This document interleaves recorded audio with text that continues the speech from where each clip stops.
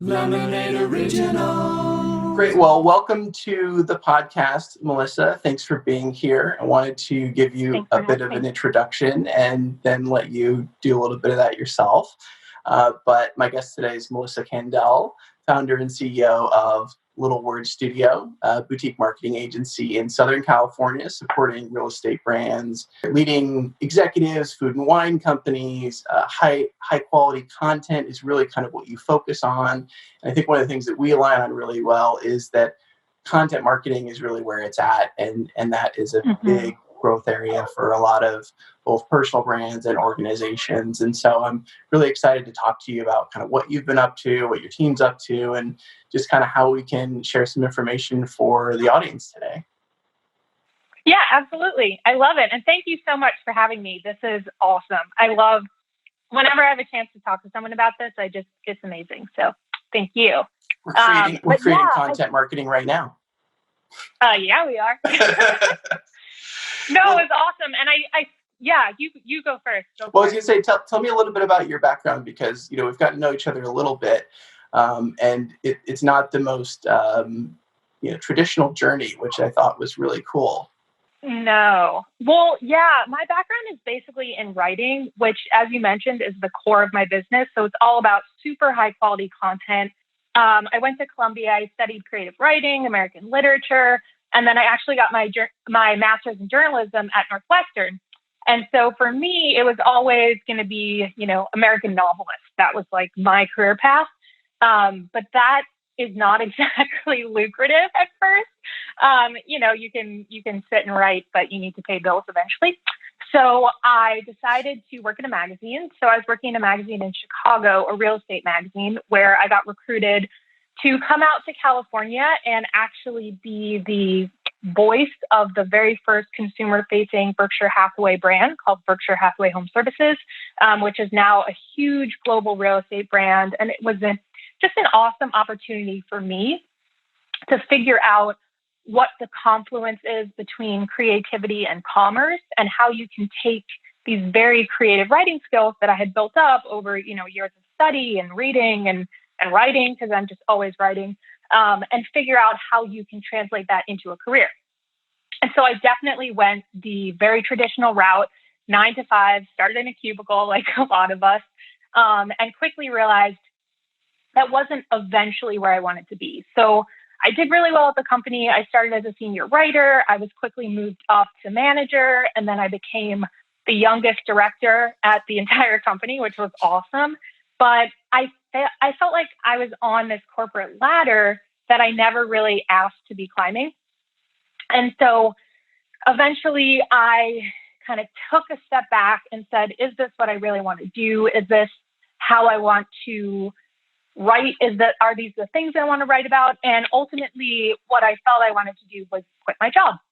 So it wasn't the smartest decision, maybe. I just decided really randomly to quit my job. I didn't have any job prospects. I didn't really know what I wanted to do.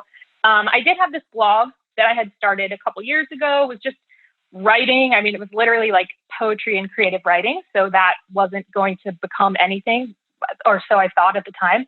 And my blog was called Little Word Studio.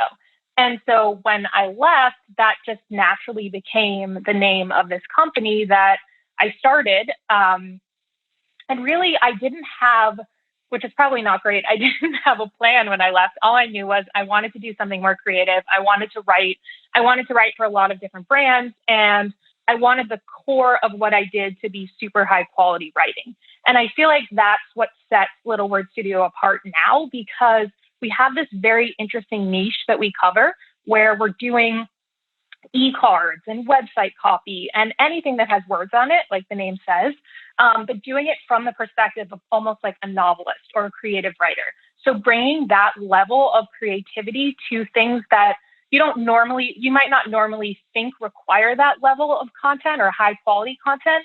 I feel like that's really where we excel. And I think in general, why can't an e-card sound really good? Why can't a newsletter be incredibly well written?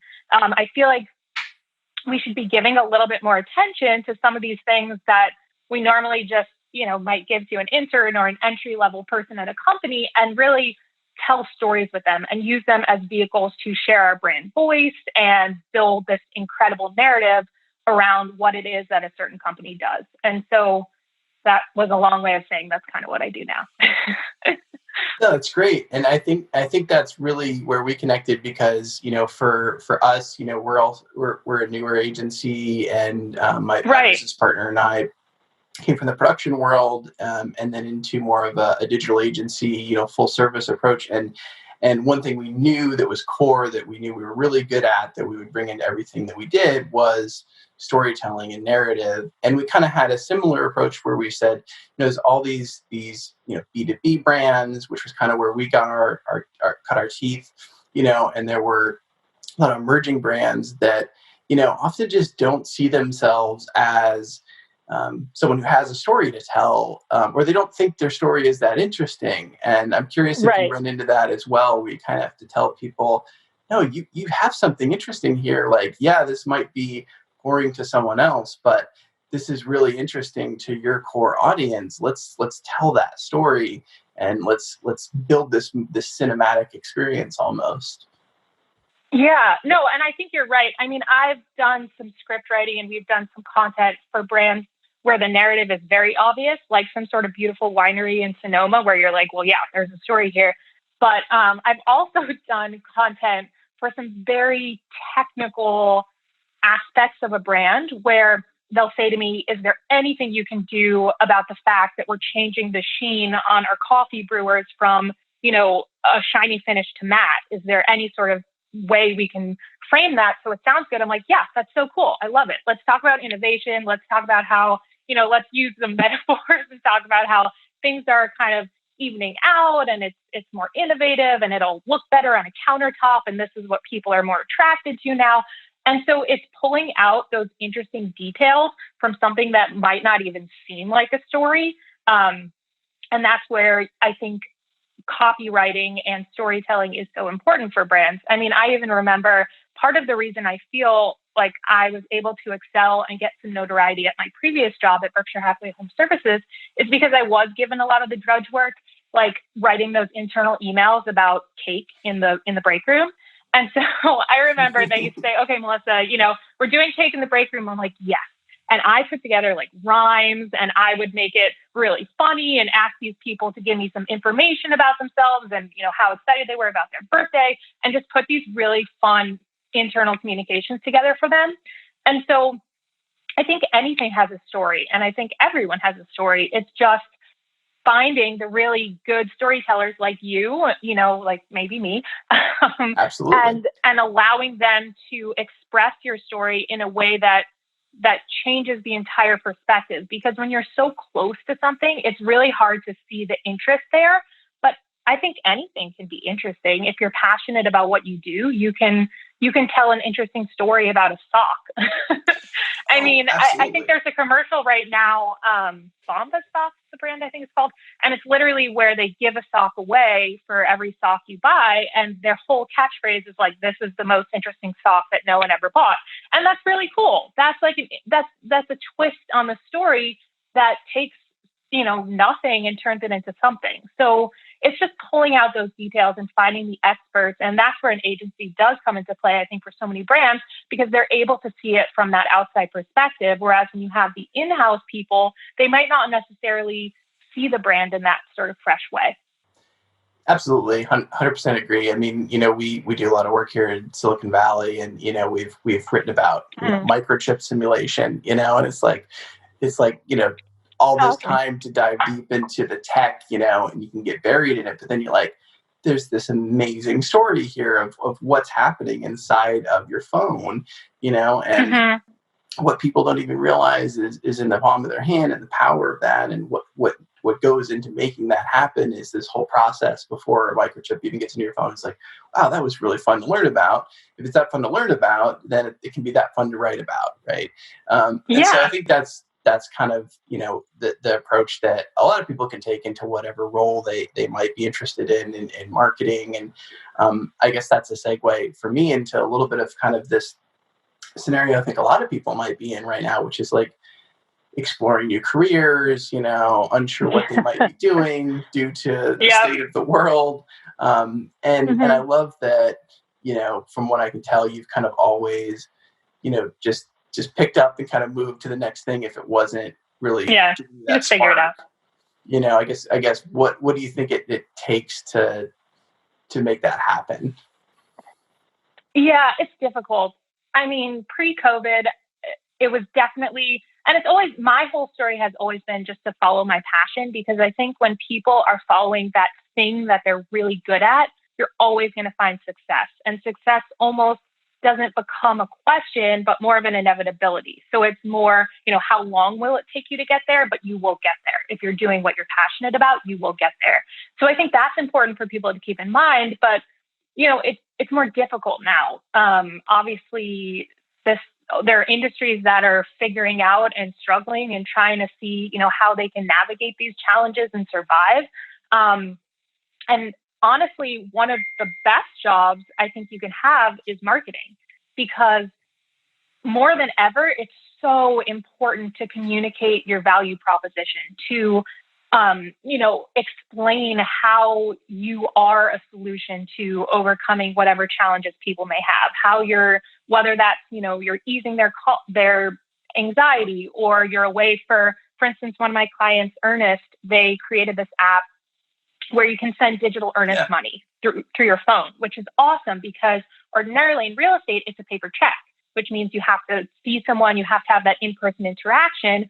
So they are a solution, a business continuity solution for real estate transactions to keep going through COVID-19, which is the entire marketing strategy now that we're using. We didn't really talk about that before. We never spoke about a no-touch interaction, or I guess a no-touch transaction, but now that is what we have doubled down on. And so marketing is just so important, because you need to figure out how you can position your brand within this new framework that we're all existing in.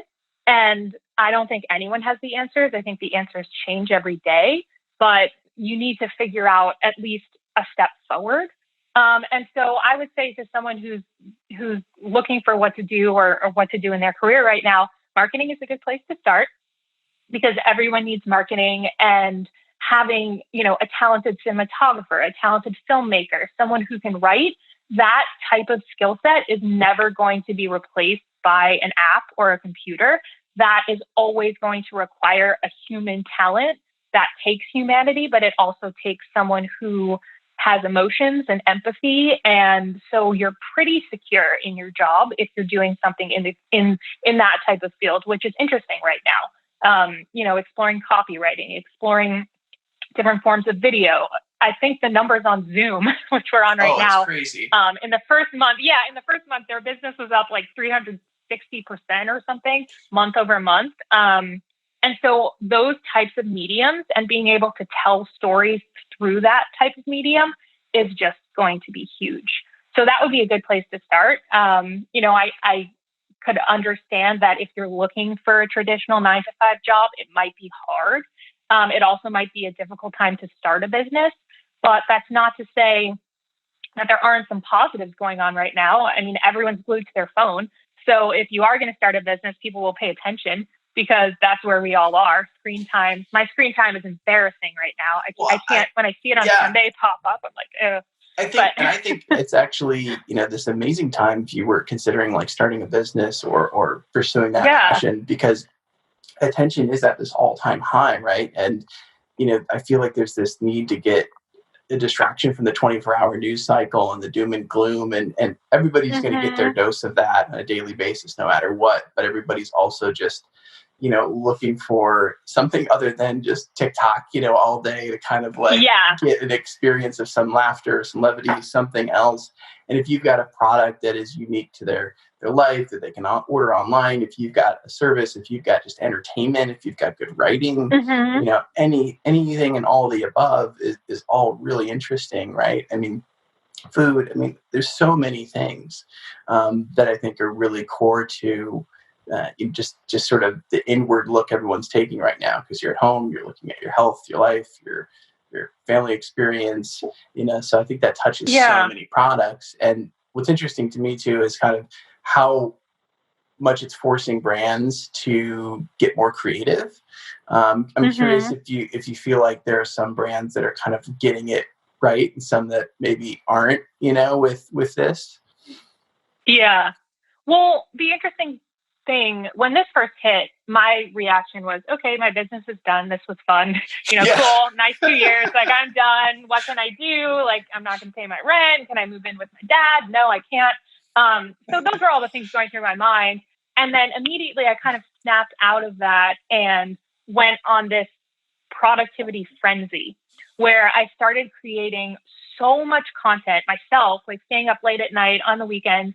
I put together all of these small business resources. I made a dedicated URL before. I think this was kind of a widespread thing for brands, for small businesses, where they could come to my website, and I put together these very comprehensive guides for press releases and the stories you can talk about right now. I put a guide together for social media content, for email marketing, and just kept pushing out stuff because I'm like, I don't know what to do, but I'm going to just keep telling people what to do.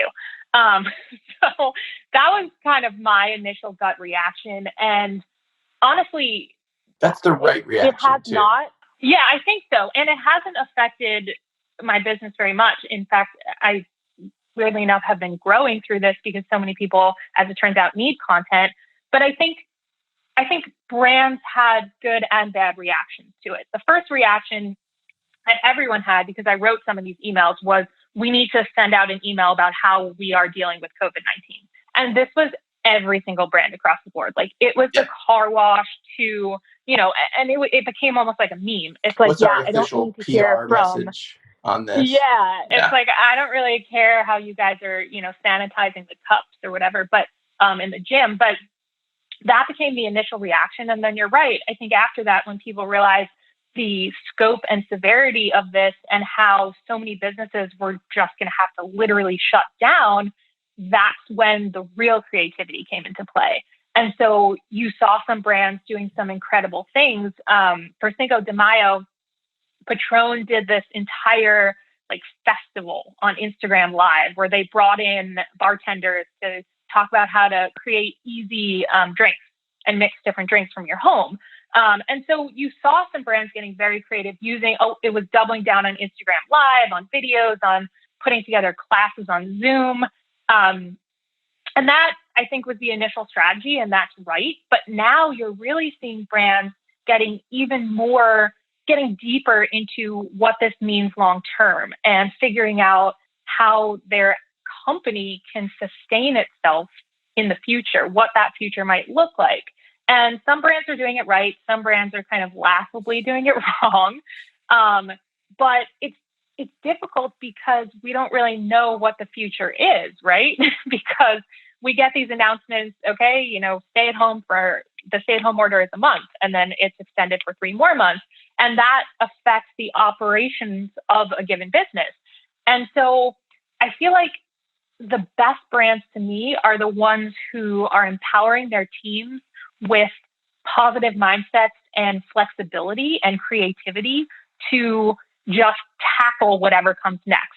It's almost like you kind of you can have a long-term strategy or contingency plan to make yourself feel better, but it's very possible it will have to change.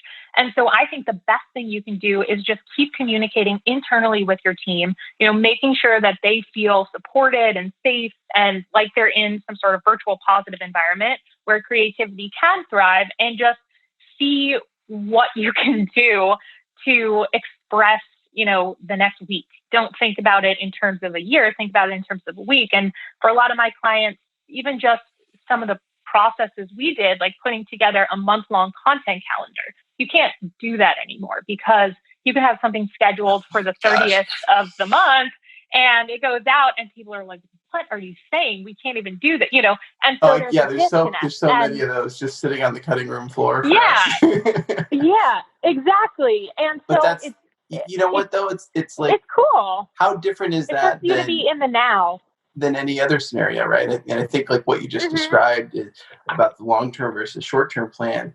I mean, in life and business, you never really know. And I feel like that's the thing that I kind of hope everybody just hits themselves over the head with right now, which is like, crawling into a corner and hiding in terms of like a strategy, not in terms of health and protection. That's a totally different thing, but in terms of like a strategy for business or for marketing or how you're spending, it's never made sense, and during something like this, it doesn't make sense, and you don't know what's going to happen in 3 months versus 3 years. You should have a plan, and you should have a way to execute the plan, but you should always just, I think, execute with the information in front of you. And that's going to change every day a little bit, sometimes a little, sometimes a lot. Right now it's a lot, but if you beat yourself up like every day because it's changed and you had to change your strategy, then you're just going to be frustrated.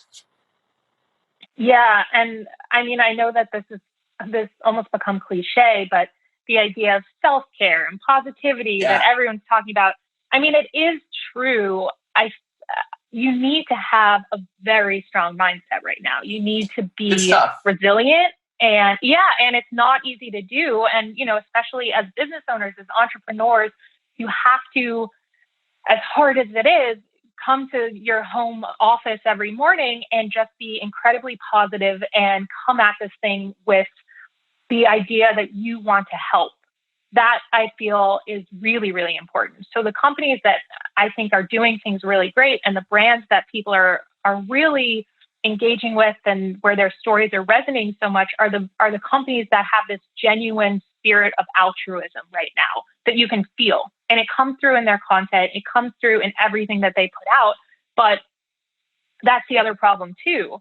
It was kind of like my gut reaction was to put out content and it wound up being okay. But you're also seeing a lot of brands who are just spitting out stuff because they feel like they just they're nervous, as everyone is. So they just keep putting out videos and this and that.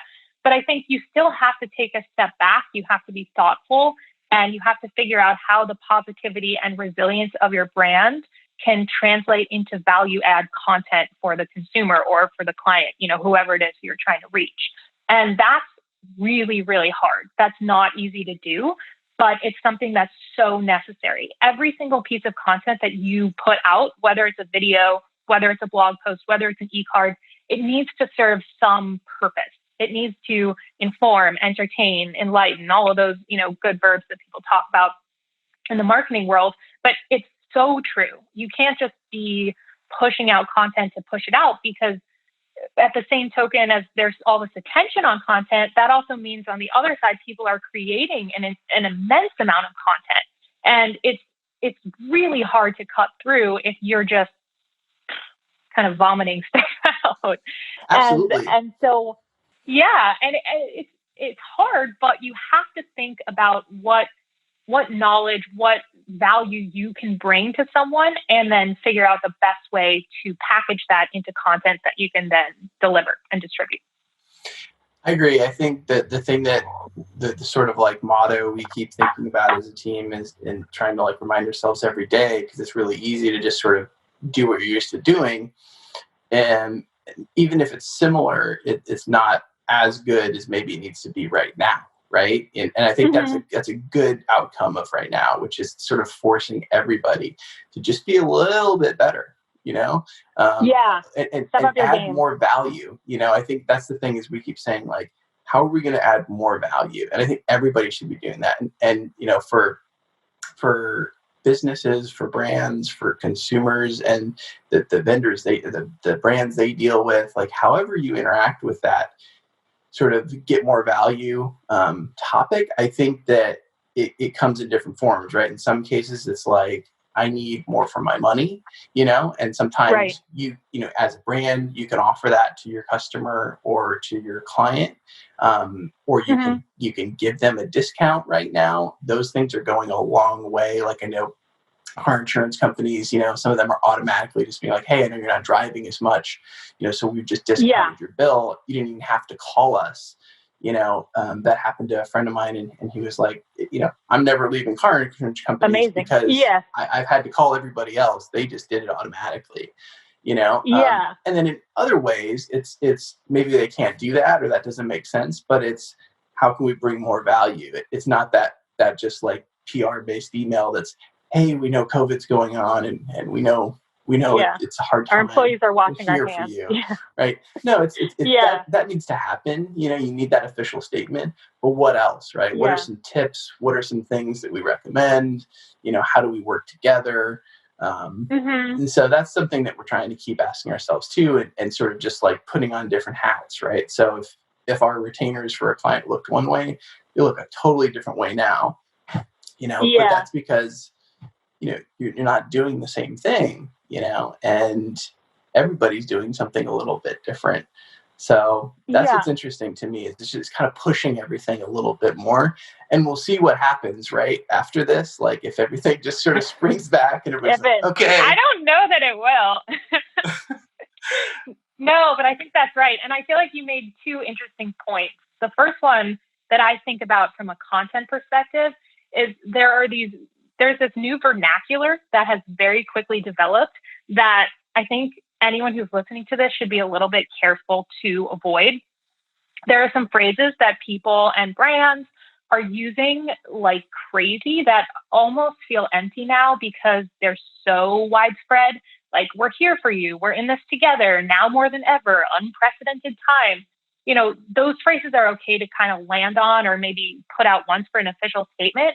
But if you're a brand listening to this, you really need to get beyond those stock phrases that everyone else is using, because consumers are almost tuning out and moving on to the next line because they're like, okay, we're in this together. You know, everyone's saying that. Unless you can put some sort of fresh spin on that, you really need to, like you said, do a little bit better with your content and figure out how you can differentiate yourself from the messages that everyone's putting out. So that's the first point, which I completely agree with that you made. And then the second one is, if anyone who's running an agency or a service-based business is listening to this, right now your service is going to look a little bit different. I had a really interesting conversation with the CEO of Berkshire Hathaway HomeServices for a client project, and he was talking about what agents can do, what real estate agents can do right now for their consumers.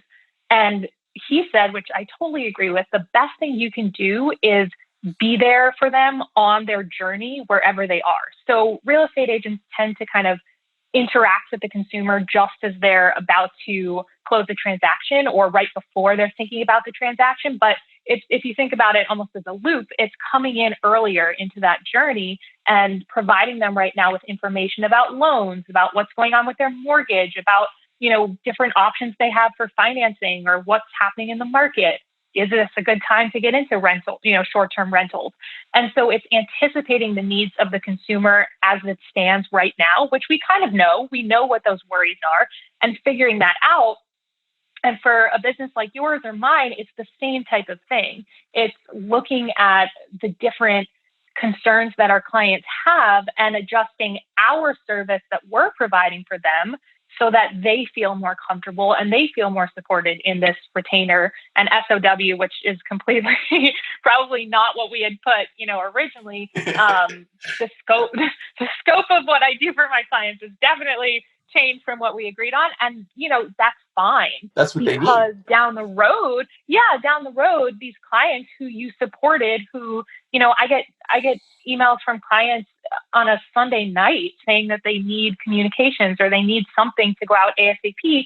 And, you know, that's fine. It's not in the scope of what you originally planned to do, but it's also, not only is it being there for consumers, if you're in a service-based industry, you have to understand that service means something completely different now.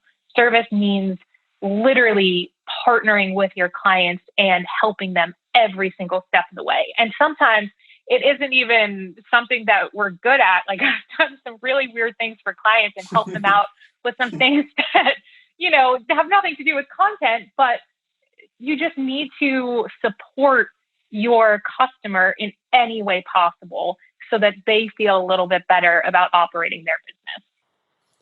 Absolutely. Yeah. I mean, I think that's kind of anyone's, you know, role, whether it's an agency or you're a service-based, you know, organization of any kind. It's like identifying the problem and seeing if you have a solution.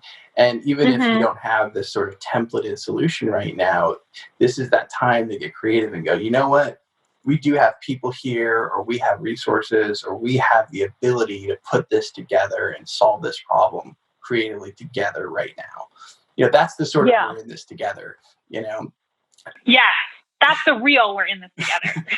Yeah, and not the one that people or we're sharing this cost, or we're sharing that, something that really people feel it, right? And I think that's the empty version. The beginning of it is the empty version you mentioned, which is like, yeah, everybody's saying it, great, I get it, but you no longer have to justify it like, hey, we've done this for you because of COVID. Like, no shit, everybody knows that. Yeah. Okay, cool. Right now, I totally agree. Right now, we need to have action, take action. What we know why. And if anything, it shouldn't have to only be because of this, right? There's a lot of things that this is forcing. Someone said to me the other day, they were like, we've done 5 years of work in 5 months. In terms of infrastructure around the world, and just things that we're doing, and the advancement of, medicine and all these things, right? I mean, not an expert in all of that, but it's really interesting to see how it's pushed a lot, right? Yeah, and I think it separates the people. It separates the people who know what they're doing from the people who don't know what they're doing. So there were definitely some people in companies and, at all levels of the company who were just coasting because things were so easy. And now, I relish the challenge. I know a lot of people who relish the challenge, and they're just stepping up and just getting better, like you said, every day. But if you aren't willing to do that, it's almost like you are going to fall behind in this new world that we're living in. You have to be on your game every day to survive. No, I 100% agree. And this kind of comes back to, like, I think you and I talked about this a little bit, and a little bit because we both kind of had these journeys of like working for companies before and then coming into our own, which is like, now is such, and this is a sad thing, but now is an example of this scenario where it's like job security is kind of a myth, unfortunately. And I think a lot of people are realizing that right now, and, as much as, working for that big company or that corporation, gives you that sense, and in a lot of ways gives you that support, if you're expendable, you're finding out right now, or if they think you're expendable, which is a totally different thing than you knowing your worth, right? And you knowing, what, this isn't what I should be doing, and they don't recognize my value, and now is a time for me to do something that I'm really good at, that people need, and so that's an interesting thing to me that's kind of happening, and maybe opening some people's eyes to that sort of, reality that like anything can happen. You get a pink slip the next day, and it's like, what do you do? So if you've ever considered that, that idea of starting something, now is a really interesting time, and even if you don't, just knowing that you don't know what tomorrow holds, as a business, as an employee, and maybe that, like you said, kind of forces people to go the extra mile, to step up to unique kind of places in their roles, and to even create those roles, right? All these kind of weird roles getting created, I think, in companies now for things they didn't know they needed. And I think that's really cool. Yeah. People are I'm sure people are taking on a lot of things. They're like, wow, we didn't know we needed this, but, Catherine really did this thing that we needed, and now she's you're really good at that. It. Yeah. Mm-hmm. So those are some cool I think it's redefining roles for sure. You're totally right. And I think you're also right to say this is an interesting time to pursue your passion and what you're good at. It's also probably really scary, but I would say even if you have a job that you think, and I don't know that there's any real job that's secure right now, but, relatively secure, this is a really cool time too to be pursuing that side hustle while you're at home, while you have all this time. So that's not to say, if you do have a job, you shouldn't still try and be thinking about that passion that you've always wanted to pursue of making bracelets or tie-dyeing sweatshirts, or, that thing you're really good at, writing a book, whatever it is. This is an awesome time to have a side hustle too, because we don't have the whirlwind of traveling or doing things on the weekend. There's really nothing to do. And so if you have something in the back of your mind that you always thought could be a viable business, it's possible that you do take some of this time that you have and figure out if it'll work. That's how I started my business. It started as a blog. I think the coolest types of businesses can evolve at a time right now where people just are like, well, I don't know what else to do, but I'm kind of good at cooking. So, maybe I'll start, film myself and start cooking stuff at night while I'm, making dinner. And that's then my addiction right that now. translates. Really? Are you cooking a lot? Are you making banana bread? I haven't done that. No, my wife's more the baker, but yeah, cooking, watching cooking shows. Yeah. I'm not going to make one, but yeah, no, it's like therapy. But you could. Yeah, exactly. But yeah, I think it's interesting. It's really, really interesting. And then it's also interesting too. There's this chef that I've been following on Instagram who was on Chopped, and he lost his job and he was figuring out what to do. And he started this business where I think it's $15. For $15, you can email him what you have in your pantry, and he will send you a recipe for you to make that night. And for a couple dollars more, maybe $50 or something, he'll FaceTime you and help you make it. And he's doing really well because it's a cool business. He's using his skills. Yeah, and I just thought that was kind of brilliant and something, and almost like a template that other people can adopt. Because if you are, on the other token, forget the side hustle. If you don't have a job right now, there are ways you could get creative and make money. People are still, Amazon's doing really well. Cooking's doing really well. There are still some things that people are really leaning into that you might be able to capitalize on and figure out how you can monetize that. Yeah. And it's that kind of like intersection of something you're good at and passionate about and that people need and adds that value right now. I think that's the perfect mix. Mm-hmm. People are trying to figure something out. And if you're just trying to adapt what you already do, I think there are a lot of ways to adapt. I think that's the interesting thing too, happening with like big, global companies or industries. Like you mentioned to me just the way that like real estate has changed. And that really just made sense as soon as you said it, because I was thinking about what you've mentioned to me, but also friends I know that are just like so busy in real estate right now, busier than they've ever been. Yeah. And you think about that as like, if you're in a market like LA or San Francisco, how many places can you drive to in a day? Maybe 2 or 3, maybe 4, it depends. And that's an industry that's kind of built on like coffees and meetups and walkthroughs, and it's just always instinctually just been that way. Right. But now if you're doing Zoom, 8-10 clients in a day, maybe. So there's a lot of disruption in a good way happening there. And there's also a lot of big fancy office buildings that don't need to be there for people who are deciding that they don't want to work in the office as much or at all, and these are all things we could have figured out before, right? Like we could have found out how many people didn't want to work in the office or didn't need that many days there or a dedicated desk and, cut down on our footprint. And, this is forcing all of those things. So I think that's really cool. Yeah. Yeah. There are some positives, I guess you can call it, opportunities that are coming out of this. And one of them is just this widespread modernization of industries that were reluctant to change.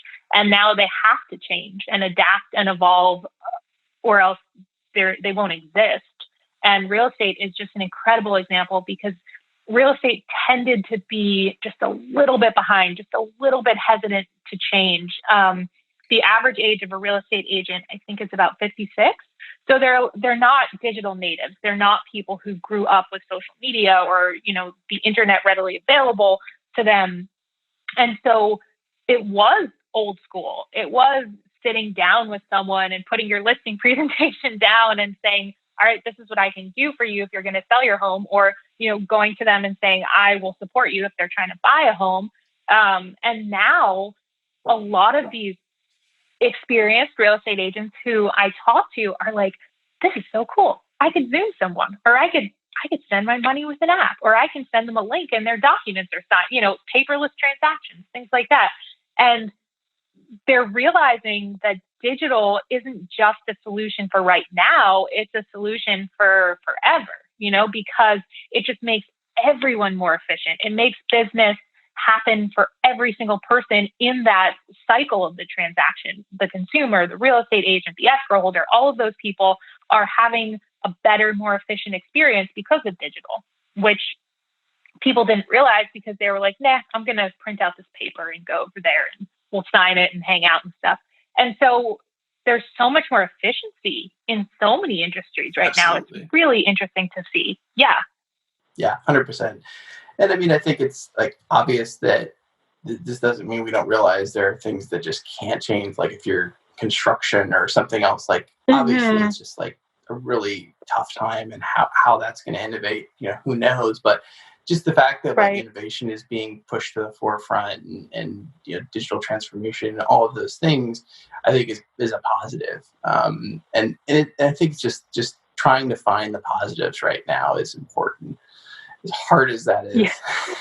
But it's true. And that's what we were talking about earlier. If you can find it within yourself to have that positivity and to come at your job, whatever it is, with positivity, with a solution-based mindset, you will always be better than focusing on the negatives, because that's not really going to get you anywhere. You'll always be more open to seeing the solutions that are there when you're positive. And it sounds kind of hokey, but I really do think it's a way to become more productive and to innovate and to say, okay, what ideas can we bring to the table to just figure this out, instead of just saying, well, nope, we're done.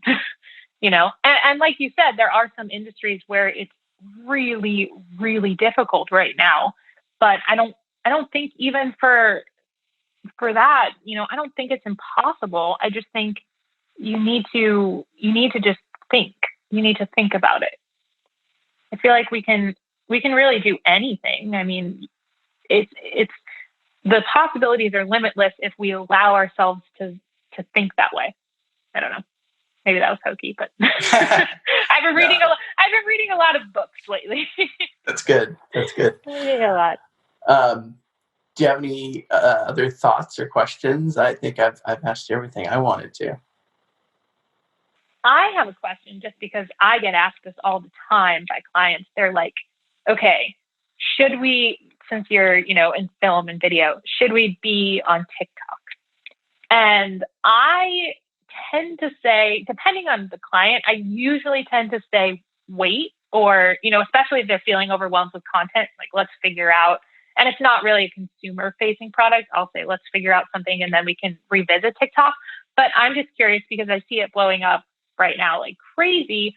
Do you see it as a viable marketing platform for brands? Absolutely.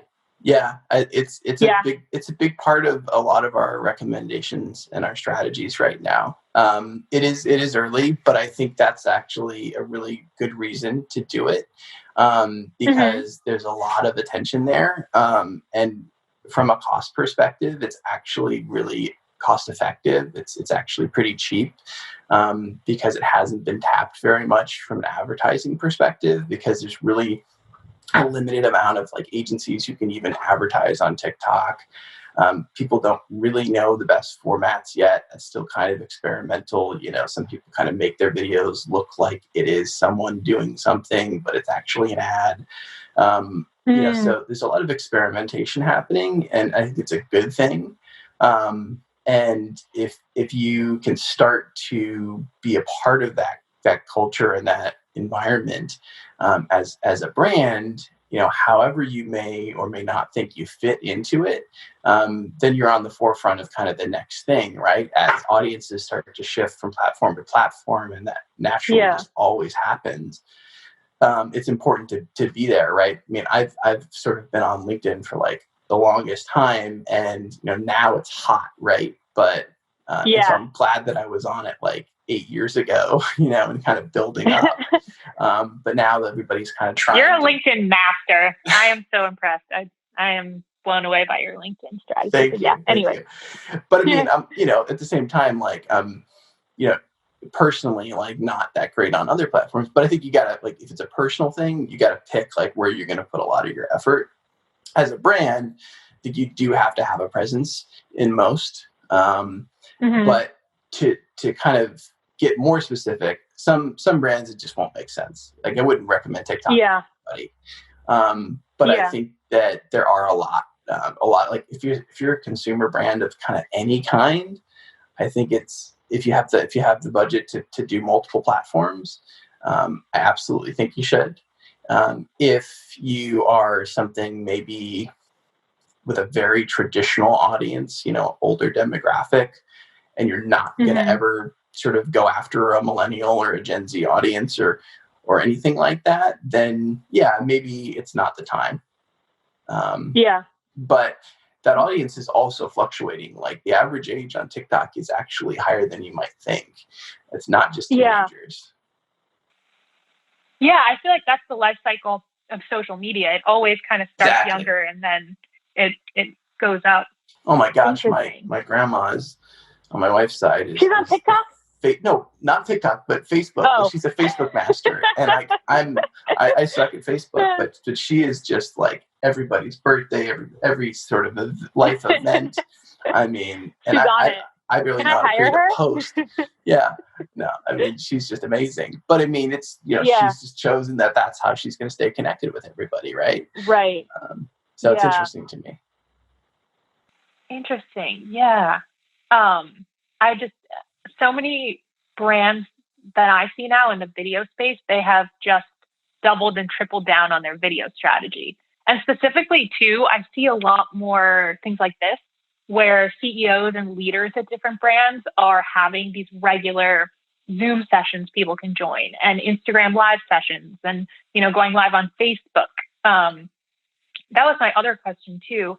Are there any tips that you would give for, let's say, a CEO who's going live regularly on Facebook to really make that content valuable?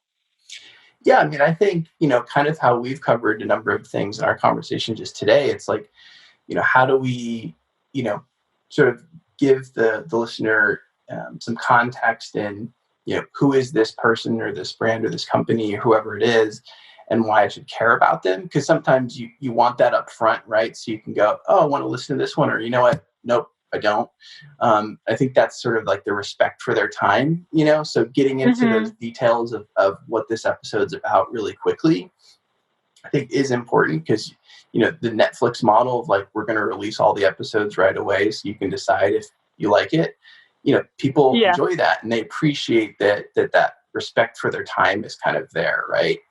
And I think that's sort of what's happening with content.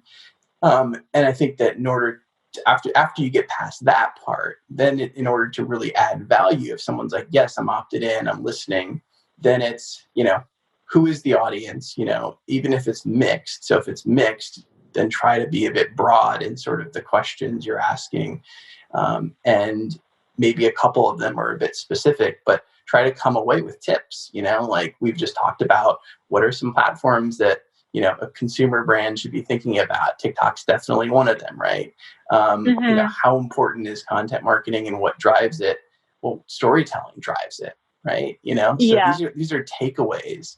And so I think you always got to go into it thinking about, how are we going to get to the heart of what some takeaways are? I mean, it's still all opinion based, but you hope that you're offering that based on experience, right. And that experience is validated up front as being relevant to the listener. So it's like anything. I think if it's relevant, and they care about it, and there's takeaways that they can use tomorrow, great. And then if there's bigger ones that they're like, oh, that's cool, I can't do that yet, but it's inspired me. Thank you. Yeah. That's what we need to do. Interesting. No, I love that. I think you're so right.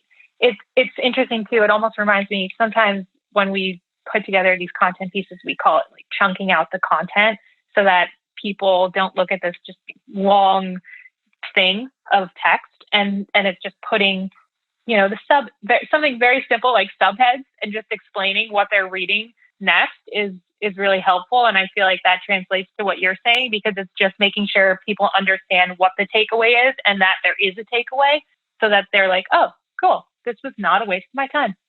This was interesting. This was valuable. When I'm reading, I love that, because I'm like, oh, cool, here, oh, there's that. Or, if I want to skip something because it just looks like I'm not interested in that topic cluster, I skip it. Right? Yeah. It's that sort of like respect, but also I'm going to reward you for your time that you've given me as the content provider, right? And so you do that by saying, like, I know there's some things in here you're not going to care about, so let me help you identify the things you will care about. Yeah. No, I love it. Yeah, you're right. I think that's the way to go. But, cool. Well, I've really enjoyed our time today. I appreciate everything that you've provided. And I don't know the dog's name, but he's been great, or she's been great. Oh, I didn't even realize my dog was here the whole time. This is Austin. Austin's been amazing. You've been okay, but Austin's been amazing. I didn't even know he was here. He's upset. He doesn't want to deal with it. He's not a very good coworker. Yeah, he's over it. But I wasn't over it. I thought it was awesome. Cool. All right. Well, thank you so much for your time. Thank you. Let's keep in touch. All right. Sounds good. All right. Bye. Bye. Lemonade Original.